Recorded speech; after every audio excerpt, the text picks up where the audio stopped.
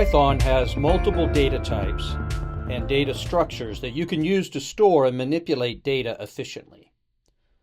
Some of these are included in the Python collections module. In this video, we will discuss the Python data type from the collections module called userlist. Hey everyone, welcome back. Today we're going to talk about a super useful tool in Python's collections module, the userlist class. If you've ever wanted to customize how a list behaves, userlist is the clean, safe way to do it. Let's check it out. Userlist is a class from Python's collections module that behaves like a regular list, but is designed specifically to be subclassed.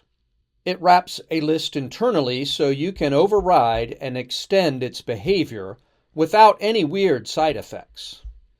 It acts just like a list, but with more reliable, customized options. You might be asking, why subclass userlist instead of list? Good question.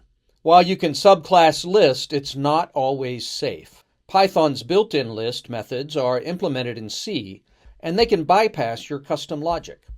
Userlist is written in pure Python, so all operations go through your overrides. That makes it much more predictable and easier to customize. Userlist is perfect when you want to add logic to list operations like append, insert, or delete. When you need to validate, log, or filter data going into the list. When you're building a custom container class that still works like a list. And when you want a safe way to extend list behavior without breaking anything. It gives you the full flexibility of a list with the power of object-oriented design. Here are some things to remember. The list data is stored in self.data. You get all the regular list methods, indexing, slicing, looping, etc. You can safely override any method like append, getItem, or setItem. It's fully mutable and behaves like a standard list. And it's great for building data-aware, rule-enforced, or logged lists. Let's walk through some real-world examples to see what you can do with userlist. In this example, we used a userlist to print a log every time an item is added. Note that to do this, we create a custom list type called logging list that inherits from userlist. For this class, we override the append method, so that in addition to adding the item to the list, it will print a note to the console. In this next example, we create a special user list that only takes positive numbers.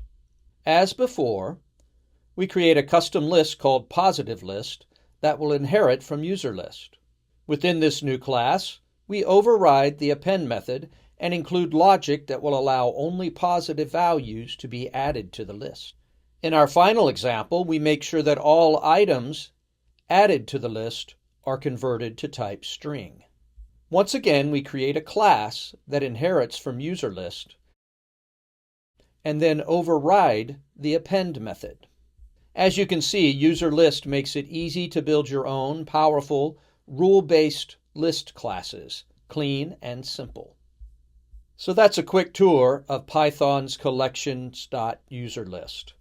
If you need a list with custom behavior, whether it's validation, logging, or formatting, userlist gives you the structure and reliability to build it safely.